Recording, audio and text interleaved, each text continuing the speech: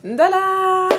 So in this episode of African Spirituality, I wanted to talk to you about African totem and how you can find out what is your African totem. I think my videos, I've been receiving a lot of messages about that, and I just wanted to clear up a few things.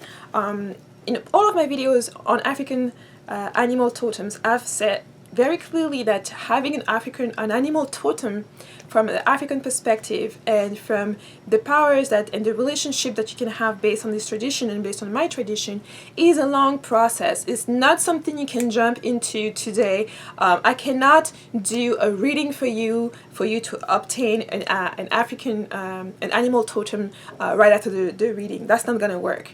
However, what a reading can give you is that to begin that process of you finding that animal totem to which you're going to work towards.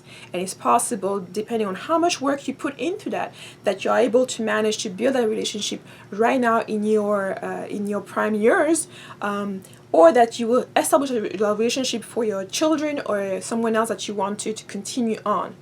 So it is a process, and a very long and tedious process, depending on how much time you put into that, how much time and energy you put into that, especially if you do not have that in your blood lineage yet.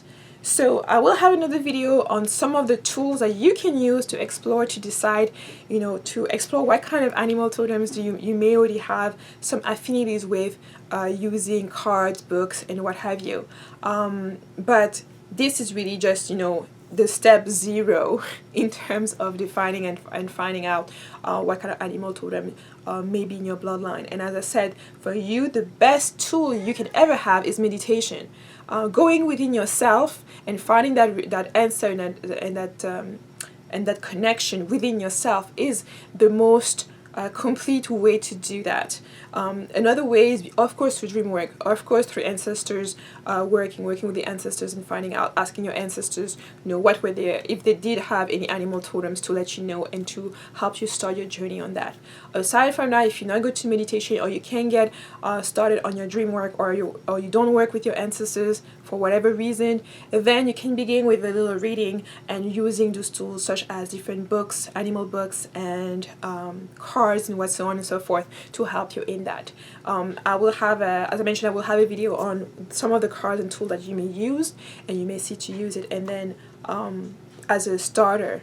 And I will tell you the caveat in that video about using certain decks with animals, because none of them reflect all of the animals in the environment that you are in, because it is also very important that you think about either your origins. If you do know which country you're from, you think about that country and what kind of animals are there.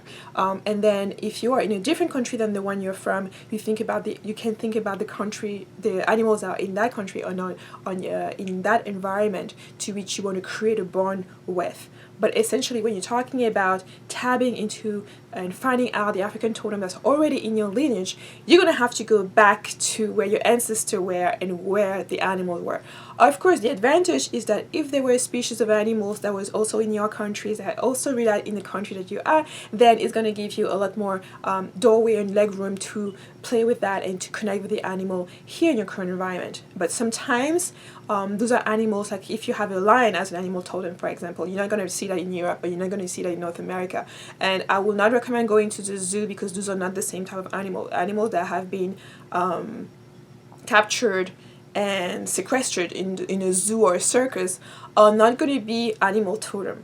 And I think I've made if you watch my video about animal totem versus pets, you will get the sense of that the relationship that you're establishing is not a hierarchical relationship. It's really a partnership that you're making with the animal and the entire species. So it's not going to be just your dog, quote unquote, or just your tiger. You're establishing a bond with the entire species. So you cannot, because you have a tiger that's an animal totem, you cannot go and harm another tiger, even though that's someone else's animal totem, if you understand what I'm saying. And also, some people seem to be very focused and narrowed. Like, this is just a baby step. This is just a beginning. Like in my lineage, we have many animal totems. Simply because before me, a lot of people did a lot of work and established a lot of bonds.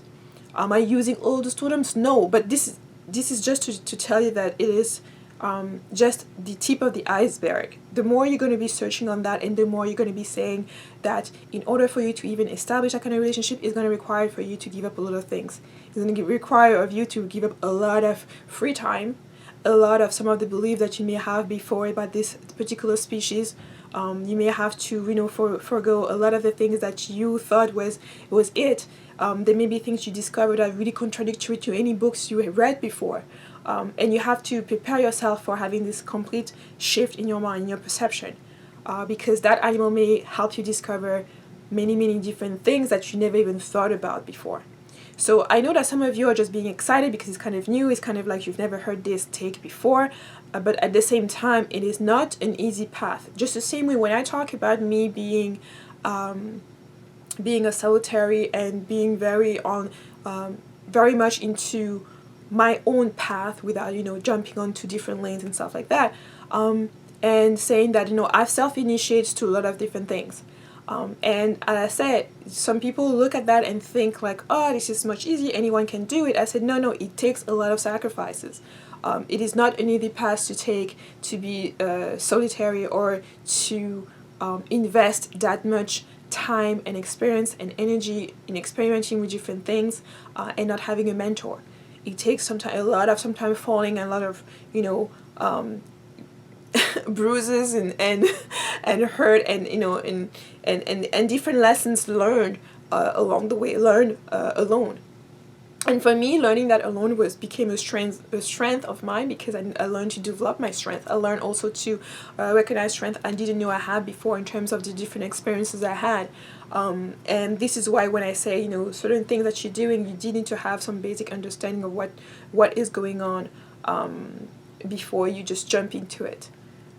So that was kind of my little video on African totems, and, you know, finding your totems. As I said, the best way you can go is through meditation. The second way is to use certain tools. One of them is what I'll show you with different cards and what have you to help you get you started in the process, and that you can even do a baby step by finding out, you know, animal spirits are already around you, because sometimes there is a connection between your totem and the animal spirits around you, sometimes not, but it is also a way you can start. So thank you for watching, and of course, if you do have questions, I love hearing them, and I'll answer them either like today in this video or directly via messaging. Thank you, and I'll see you in the next video. Bye bye.